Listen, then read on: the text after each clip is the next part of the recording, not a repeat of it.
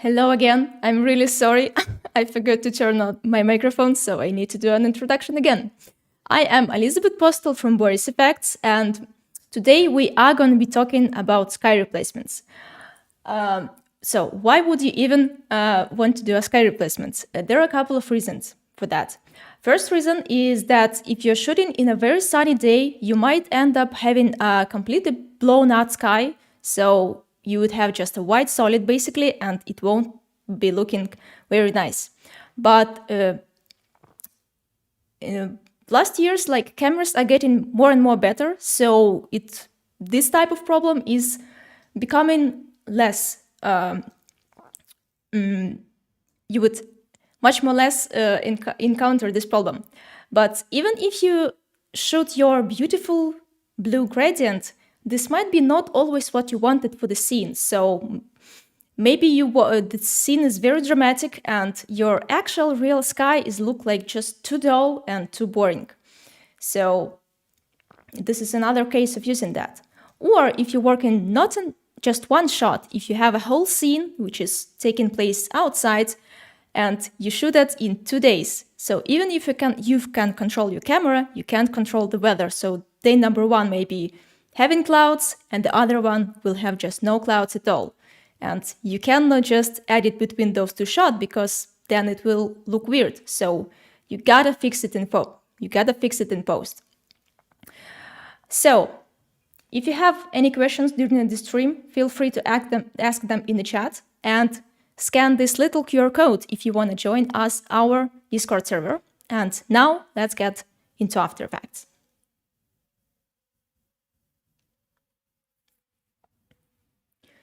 I hope you can hear and see me well. So let me show you what I have prepared for today. And first, let me show you how actually the sky can change the feel of the scene. So for example, this is version number 1, which I did for the forest.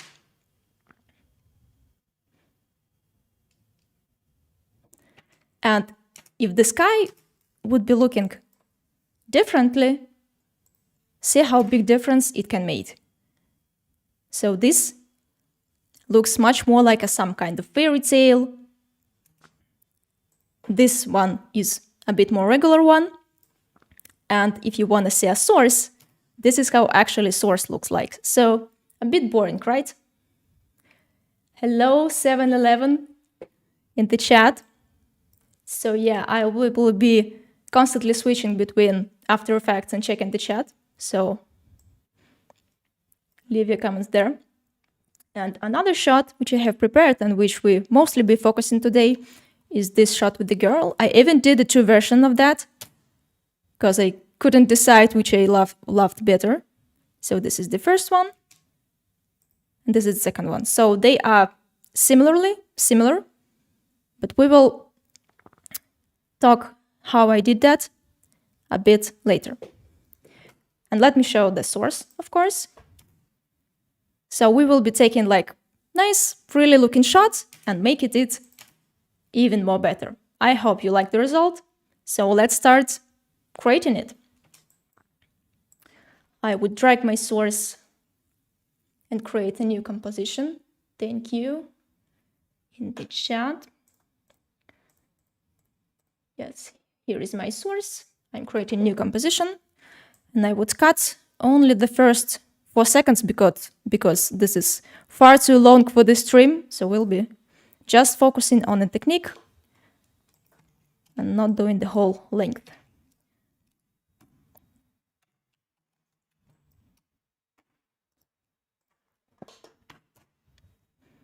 Okay, so this is our base, and let's of course start with the tracking. So I would apply Mocha Pro to it.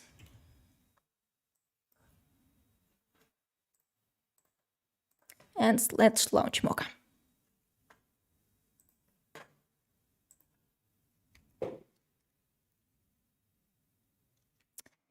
Okay, so everything looks fine here.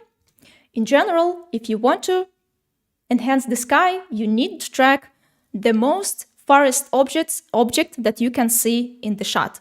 So here it would be sun. And actually having a sun in a shot is really great because this is the most infinite, the distance between our camera and the sun is like infinity. So we would just track the sun and this will give us the greatest result that we can expect. So I would just draw a simple circle around it. And I would disable shear rotation and scale because mostly we only need the translation here. Adjust my surface and hit track.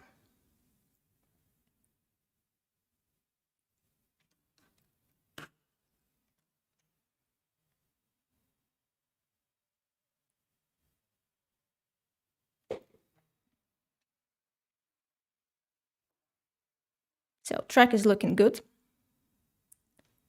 I would export that into After Effects. And while I have that in my clipboard, I would create a new null object, call that sun track, and paste data to it. Here is our data. So far, so good. So, speaking for the actual skies, why did this tutorial is called Advanced Sky Replacement? If you ever was trying to do a sky replacement, most likely you was just combining your new sky from the just random pictures that you were looking on the Google or maybe taking it yourself, as I do sometimes. But let's just see what kind of a problem we have by doing this by this method. So let me just search for some sky clouds, for example. So you might find a bunch of like really great looking pictures, but most of them would be either cropped, like for example this one, like this clouds looking really good, but we have really not the best perspective of it, or that it might be a low resolution. Hello chat. Or they might be from paid stocks, so you will be spending really a lot of time just by Googling pictures that you can't, that you want to use for your sky. So instead of doing this method, what I actually prefer to do is using HDRI. And what I mean by HDRI, it's not just high dynamic range photo, it's actual 300-degree panorama that was shot on a camera. And you'll see why I love this method, because when you try that, you can't go back. So I would share with you a couple of websites where do I usually grab this HDRIs. So one is HDRI Heaven.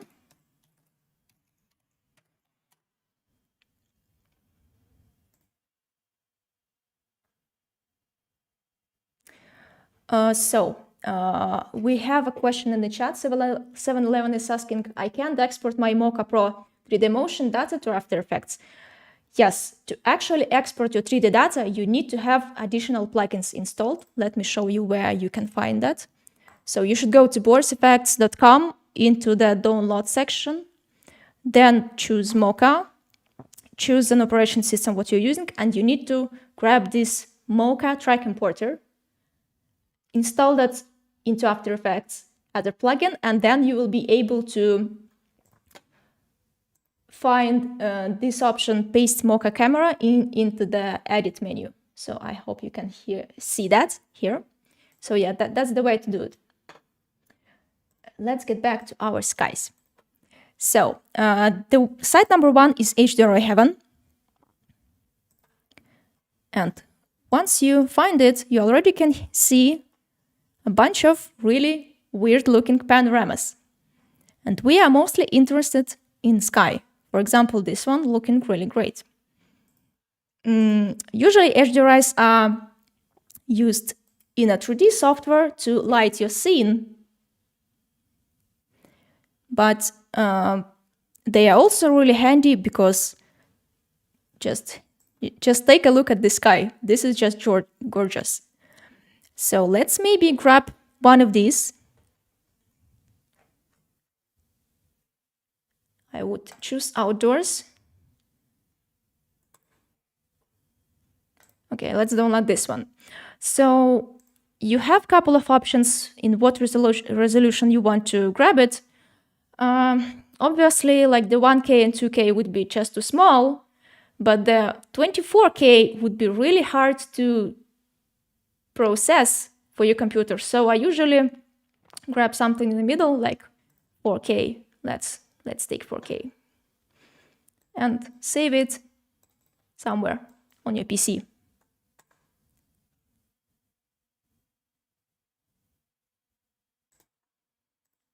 Once you have that, if you try to drag that into your After Effects composition, you might be wondering why it's looking so bad here, because if you get back to the HDRI heaven, it's not exactly what we are seeing here. Why is that? Because HDRI is basically high dynamic range image, and we kind of need to process it.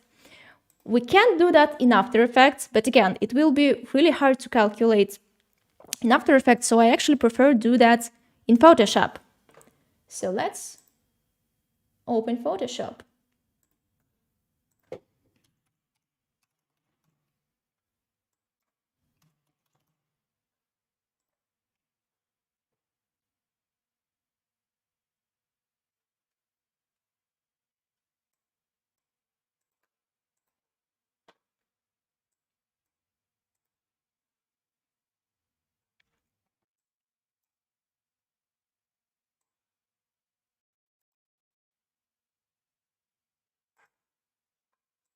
So let's drag our HDRI here.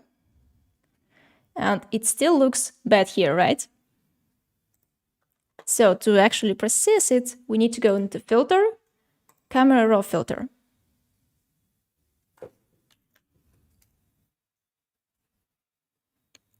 And now we can finally edit our high dynamic range picture. So what I usually do, I grab my exposure down a bit so I can see the sky actually. And just play with the settings until it would look like how I like it. So a bit more vibrance, I think.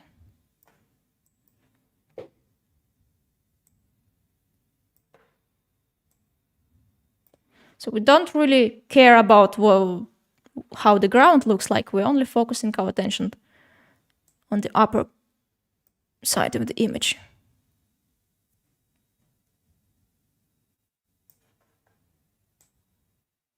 Something like this looks fine to me. So I would hit OK. Our results has been updated, and I would save that as a TIFF image. Export as.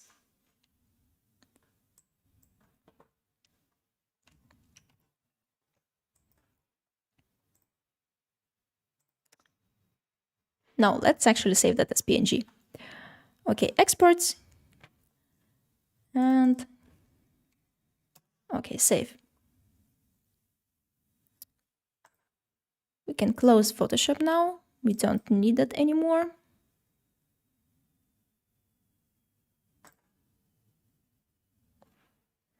And get back to After Effects. So now I would drag the processed image into After Effects.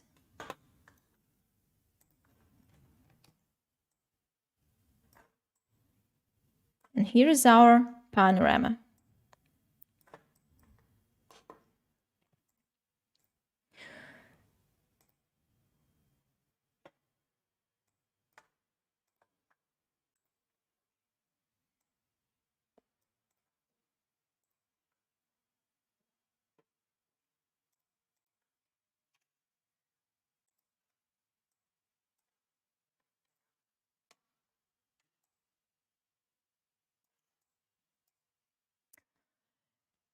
Okay, so what is so important about the HDRIs and why do I prefer this method? Is because because we have it 360 degrees, we basically can pan around like we would do on a real location, and we would can choose any part of this beautiful sky.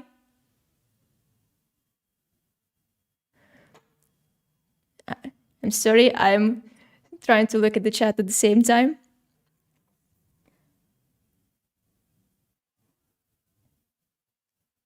So I have a comment about somebody totally forgotten about the exposure slider. Do you mean exposure slider inside After Effects or in Photoshop? I don't quite get what you mean. So, HDRs. To be actually pan around in the After Effects space, we need to apply effect called CC environment. But we need to apply that not to the file of the panorama. We actually need to have it solid that would match the resolution of our composition. So I would create new, solid. Let's make that blue just to remember that this is for the sky. So now I drag CC environment on the solid. Here inside the environment, I would choose my file, and we can't see nothing. Why is that? To actually see the environment, we need a basic camera. So I would create new After Effects camera. And this is important, like what focal length we would choose. Usually, if you are working with a wide shot, this is, or any like landscape shot, this is probably will be like somewhere around maybe 16 millimeters to 25. So I would choose 20. And now we can see our sky and look at this. Isn't that amazing? So we can pan around, not only horizontally, but if I would go into camera settings, I can also pan like this.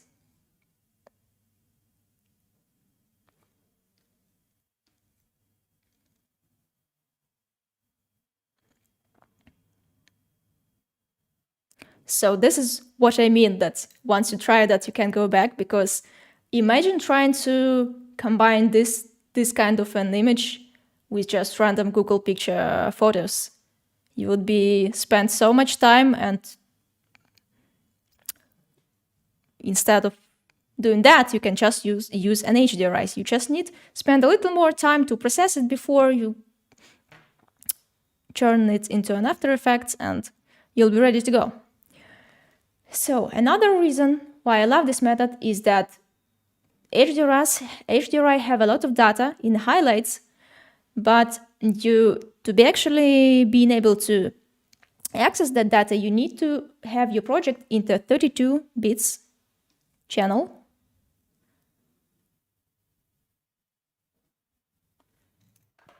Let me grab another panorama for the demo.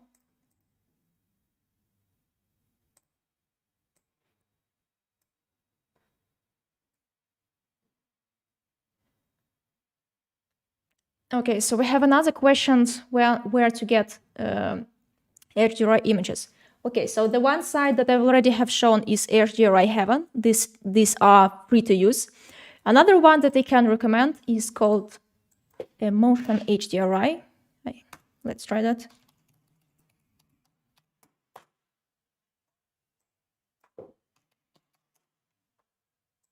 Oh, sorry, no Emotion HDRI. So you can choose like day or evening, and these are also free to use. So just spend your time, and this one is really beautiful looking. So maybe we can try this one. Nope, some reason it's not downloading, so we will just continue with what we have for now. Hi, chat.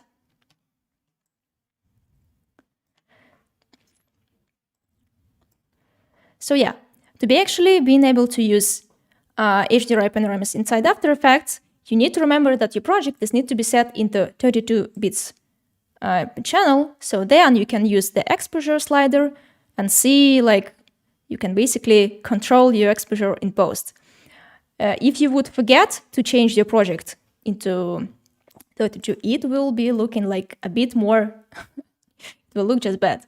But because again, HDRIs are hard to preset, you can start creating your project in 8-bit and then get back to 32 bits. This will be a bit faster workflow.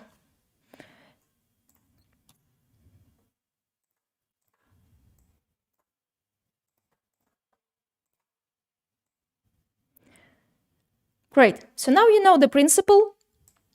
Let's maybe switch this panorama into actual sunset one that I would really want to use with this girl shot, because this one is not quite matching the look that I want to achieve.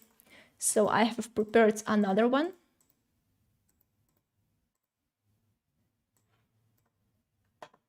This one is called Skies on Fire. This is also from HDRI Heaven, I believe.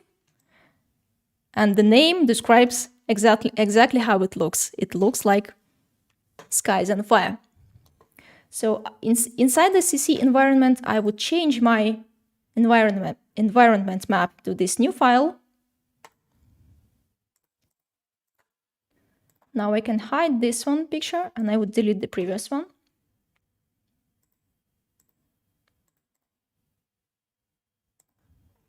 And now we can navigate on this photo. So let me turn the blending mode into multiply. So we will use that just to roughly place the clouds. How do we want? So I would turn my camera. We need rotation. So just don't pay attention into the colors. We're just focusing on the placement now. So if you want it to be a little bit more white, you can use lens distortion parameter and see what's happening. Let me turn it back to the normal blending mode. So this is another parameter that you can control basically. Okay, so let's say we like this part of the sky, and if we compare that to our original source footage, we need to remember that we need to still have the sun in the same position, because if you would place this cloud, like for example, in the left side of the shot, and the actual sun is on the right side of the shot, it would just look weird. So I would pan it accordingly.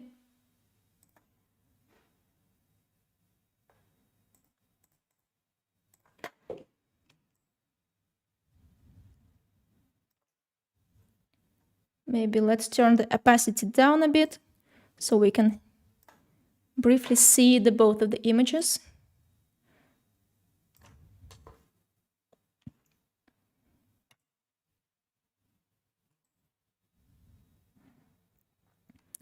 So I'm trying to match the brightest part of this cloud with the actual sun.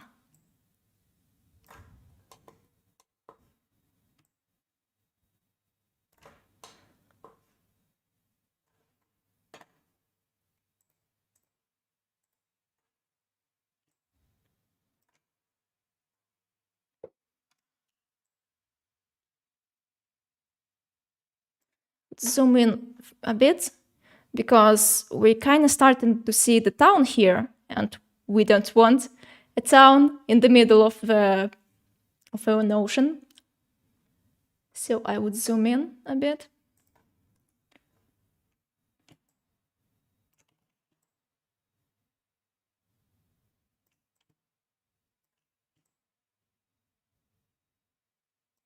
So this, we will have a little bit of town here, but we will clean up that with the clone tool. So this is fine to leave it like here, like this.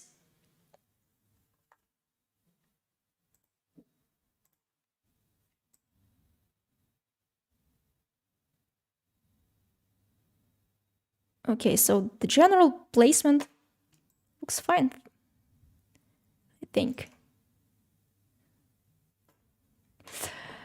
Okay, so how we would actually comp this sky now? So you can play with the blending modes, and to do it fast, you can hold Shift and just click plus or minus on your keyboard. And you'll be able to quickly switch between different blending modes and choose what you prefer more. So usually multiply works great, or overlay, or soft or hard light. This is maybe too hard, so you should play with the opacity. But I would leave that on an actual normal blending mode with like 82% of opacity. And let's try now linking our sky to the track data that we have originally. So I would take this big whip and link that into the null. Let's play back.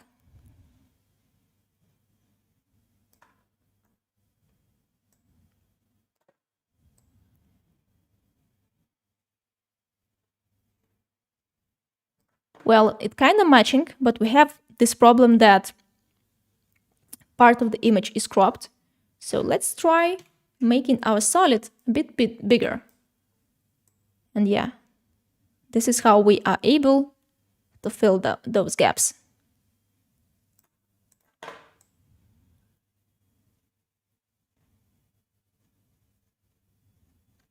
Great.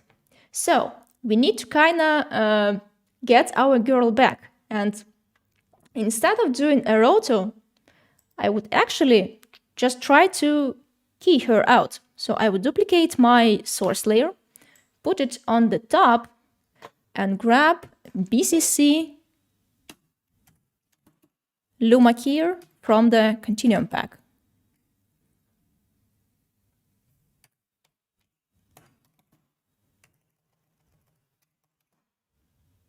Yeah, the full name is BCC Linear Luma Key, so I would drag that onto my footage.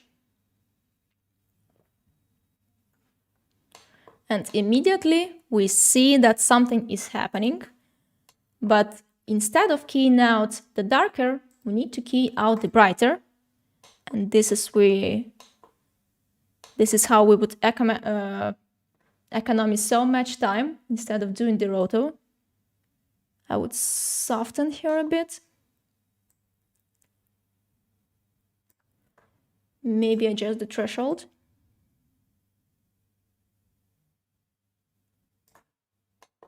So yeah, even that the sides are not ideal, we only caring about the girl in the center, and I think the result is pretty fine, like this. I would also use a mask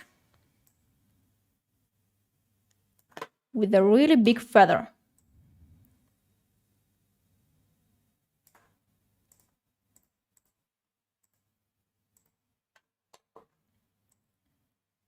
And that's how we get our girl back. But we also need all of the rest, all of the ground. We won't be keying the ground because the ground is actually something that is easier to just roto or to separate it by mask. So let's jump into Mocha again.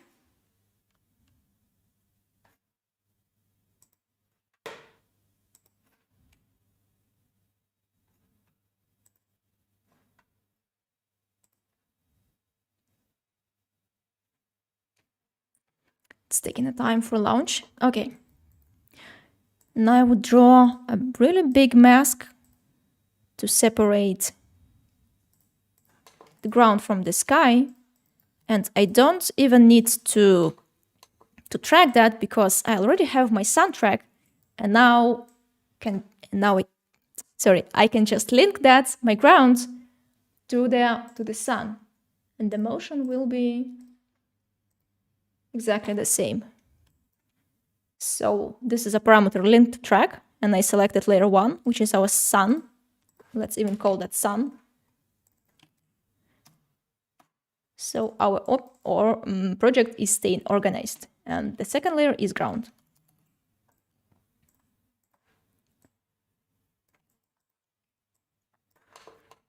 So yeah, mask is following pretty good. I can close Mocha. And create AE masks. So we immediately have our mask being created, but I actually don't, like, I want it not on the source footage layer, I want to use it as a matte. So I would create another solid, this time black, and call that matte. Now we just copy this mask. We actually have two masks. We have sun and the ground. I would delete the sun and just copy the ground into the matte layer. I can disable it now, and I can set our HDRI layer to use this matte as a matte actually. So I need to click on this pig whip, connect it to the matte, and here is the result. But we need that inverted, so I click this button, and we kind of starting getting a result. But this is super hard line, like it looks super unnatural. So I would go into mask settings, and I would feather that a bit. Thank you, 7-Eleven. Yeah, this is a great technique to use. I hope it will be handy for you too. So yeah, we spent like 15, maybe less minutes on this shot, and this is how we was able to get from this to this. Well, not a big of a difference, but we will enhance that result a bit more. To comp it better, I would want to also add more of a pinkish color also to the ground. So let me remember how I did it in the first place, because there are a lot of variants how you can do the same things in After Effects in different ways. But perhaps let me just pre-comp the sky that we already have created to have a bit more simple timeline here. So I would select the sun, camera, the texture, and the blue solid, and I hit pre-compose.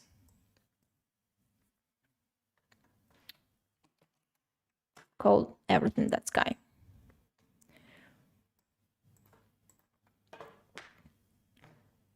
Great. I would actually add that into a composition again, our sky. But now I would flip it upside down, because I want kinda the sky to reflect on the water. So I can make it a bit smaller.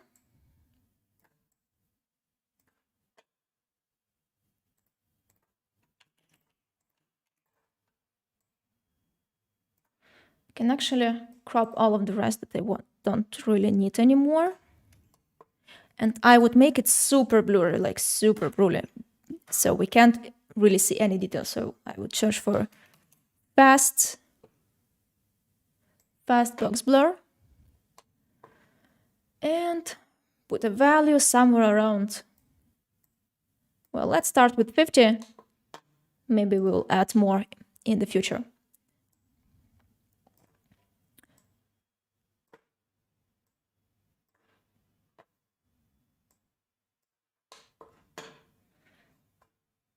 So I would now turn this layer into soft light, and you see how subtle effect it gives us, but there is a difference, like it helps us to blend the overall effect a bit more, to blend it a bit more. So I would make it bigger again.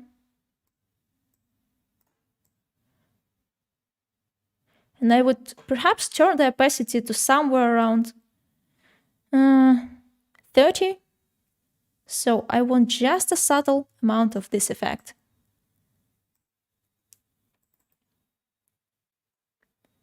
I would copy my original soundtrack layer to have another copy in my main comp, and I would link this upside down sky to also use. So it will be also linked to this same track. So soundtrack. Let's play back.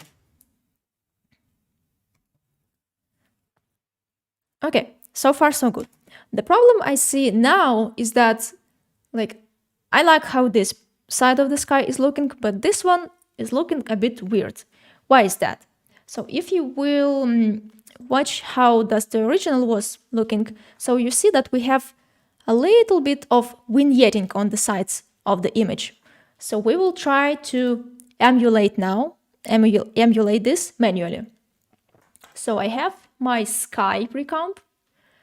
I would draw a big ellipse mask, but I won't be using this for masking. I want to use this as a matte for an effect. So you can use curves or layers. Let's just grab curves. And inside the effect settings, inside curves, you can hit on this little plus on the compositing options, and then you can select your masks. We only having one now because this is what we draw. And now if I would play with curves, you see that the effects is only changing where the mask is. But I actually want this inverted, so I hit this invert box. And I also want this to be much more feathered. So this is after, and this is before. You see like how subtle this effect is, but how big a difference it makes. Let's try to play back it.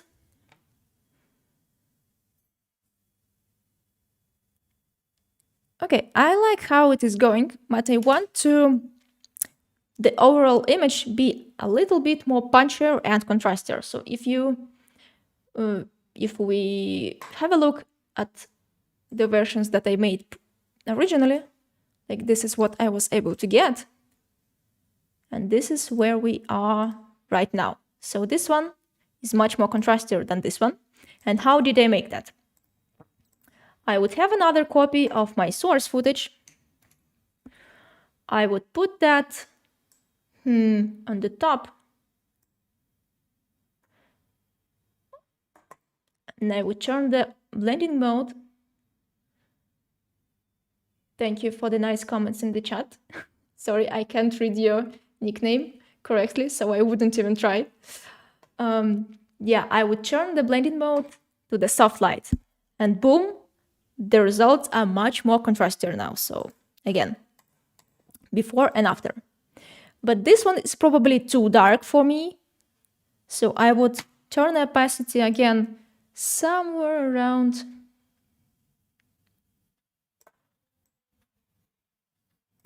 61. No. Okay, let's leave it around 70 for now.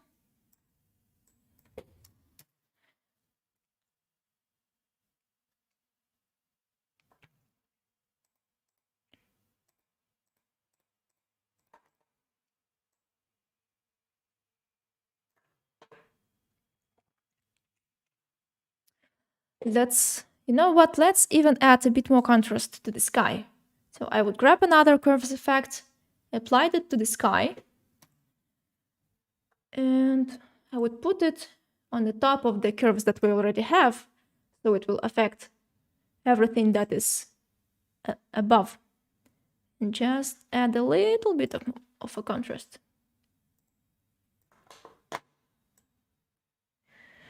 Perhaps I would adjust the mask also from this side, because you see, like this is a bit more darker than this one. So let's grab it somewhere like this. So our main focus of attention is only here.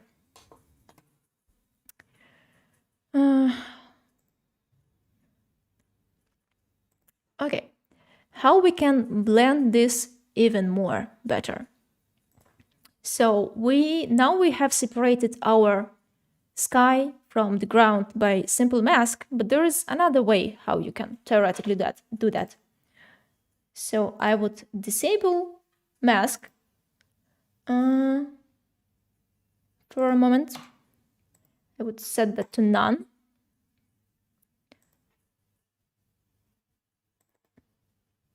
Oh, sorry. Because we have already our sky pre-comped, we should do that inside the pre-comp. So yes, I would disable my mask here. And I would grab a gradient ramp effect.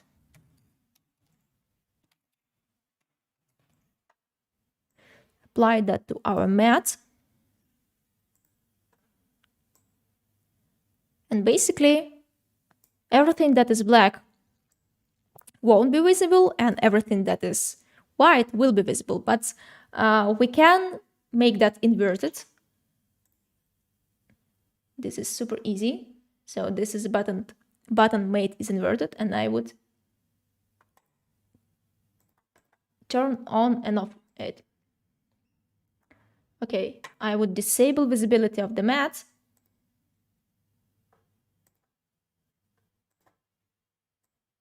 And this is how we can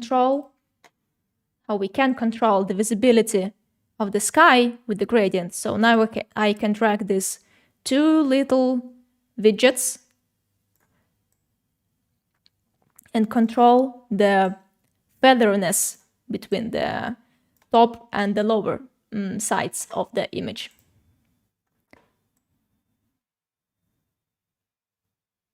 So yeah, now I made it a little bit more softer, and you see how this affected my image. Let's play back it in motion.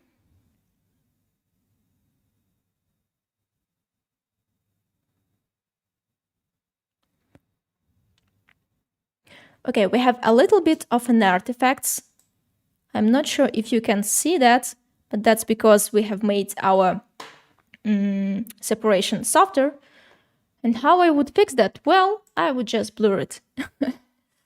Because basically this is a water, we can just blur things and that won't look weird because there is already so many motion in the water that the blur would look fine. So I would look for the first box blur again,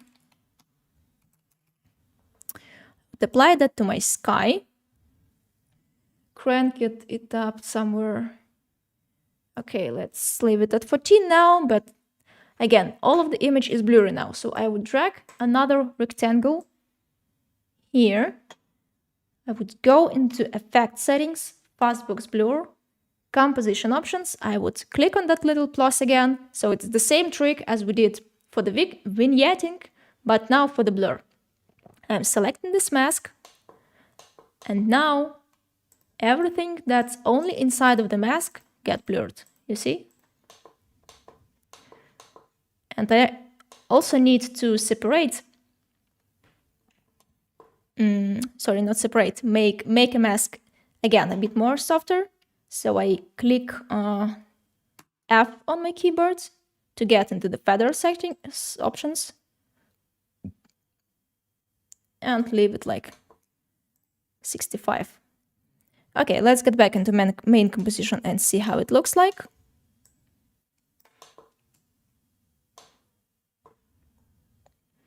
Yeah, now we almost can see those artifacts. But you know what?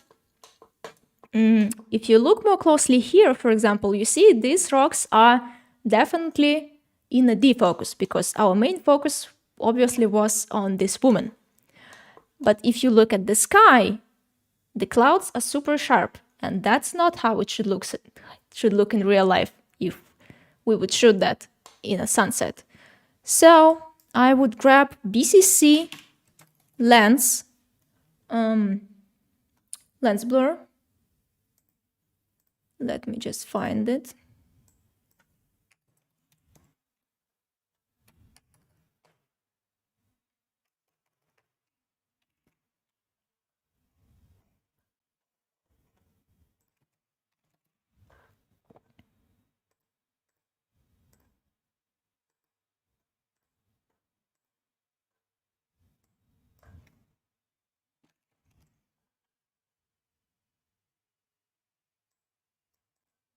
Okay, so camera lens blur.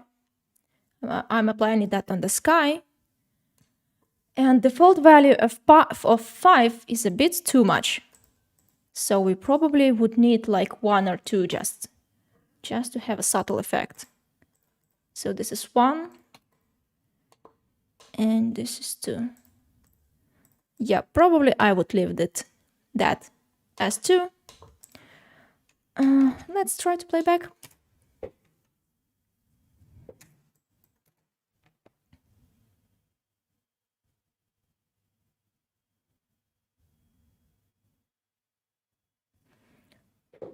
So yeah, and let's again compare that to the original. So this is before, and this is after. I think we have made, we've taken a shot that was looking good enough, and we made it looking even better. And now, that is even more funnier that you can still control that HDRI if you didn't want the position, or your director said, that I didn't like that cloud. So you can just go here into the CC environment and you switch the horizontal pan. Okay, maybe like this. Even the sun won't be in the correct place. Yeah, you see that this is looking a bit weird, but you can easily basically pan around. Or even more, you can try taking another HDRI. So maybe let's try grabbing one of these they have here.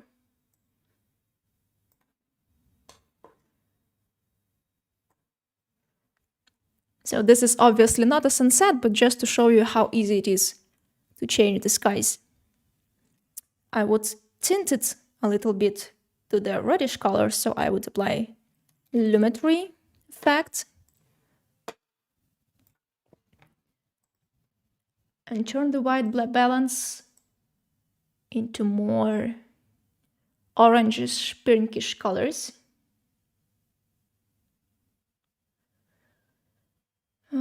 Okay, so we have a comment in the chat. Very hard to find BCC effects. They all look like same name. Well, it's kind of a truth because they all are starting from the BCC, but the more you will try to use them, actually, you will definitely find your favorites, and you will just remember those names. And for example, the one I use often is like BCC light wrap. Yeah, here it is on the top, but you still can find that without typing in BCC. So you basically just type in the name of effect that you want to apply, and you will have that in the list.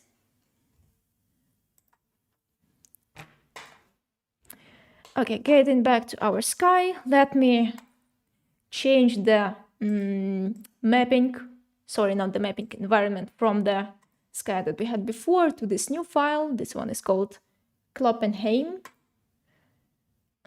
Perhaps this is the name of location somewhere. And you see it has changed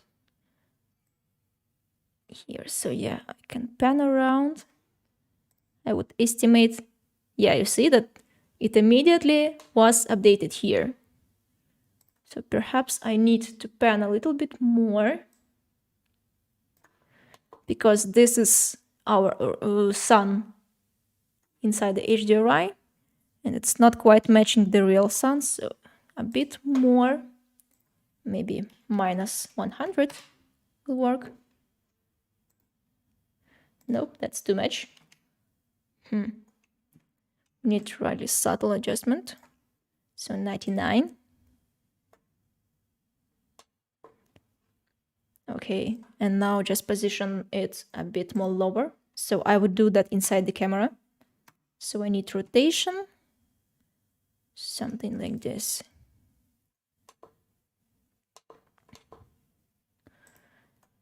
And mask everything with the matte, with the gradient ramp that we have. So this one should be a bit more upper.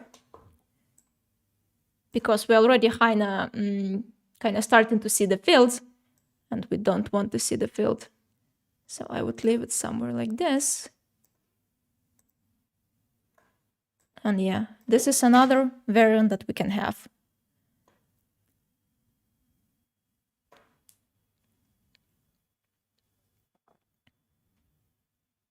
But I actually prefer the first more because obviously we should match sunset to the sunset, or at least it should match the feel of the scene that you are looking for. And this one is not quite working for me, so I would get back to the what I was having in the beginning. Something like this. Okay, maybe as the final touch, I would add a little bit of an overall color correction. So I would do that with the BCC looks. Let me create an adjustment layer, call that CC, which stands for color correction, and grab looks.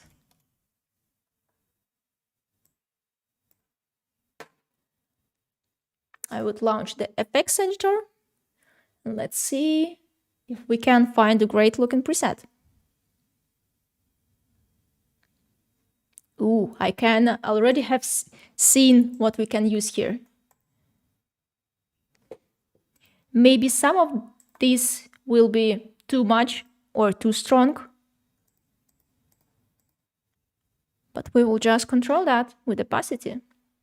Oh, there's a preset that is called literally sunset, but looks a bit too pinkish for me because we already have a pinkish sky.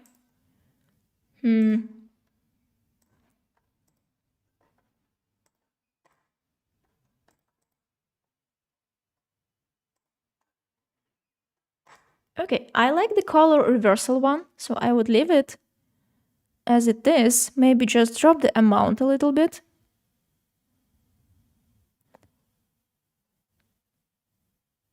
So default is 50, and I would crank it up to the 100 or so, hit apply. And maybe just drop down the opacity a little bit. And let's play back again.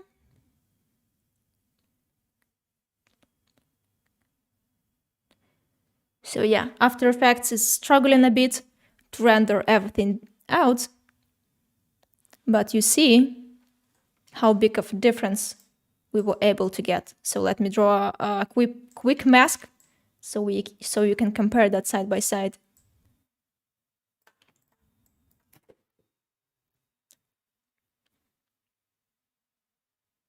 So which one do you like more? Okay, so this one was quite fast. We didn't even get to the second shot that I have in my project, but basically the technique would be the same. The only difference that for this shot, instead of tracking the most farthest tree, you would actually need the 3D camera. So maybe the question that was asked in the chat before, we can have that answered in another tutorial to cover this part of the technique. I think we are running out of time already. So I hope you... Sorry. I hope you have a great time today. So you've learned something new. Really go, just check it out, sites that I have shared to you. So HDRI Heaven, No Emotion HDRI, and also Poly Heaven. These are great and free to use. And yeah, there is a question next week. If you mean, will there be an office hours next week? Yes, we have an office hours every week, but the people are changing. So each person of the Boris FX team trying to do an office hours once a month or so. So yeah, you can follow to borisfx.com and find a schedule for the streams. And also, please join our Discord servers where all of the announcement will be there. Again, thanks or staying with me. I hope you've enjoyed this lesson, and see you in the next office hours. Bye bye.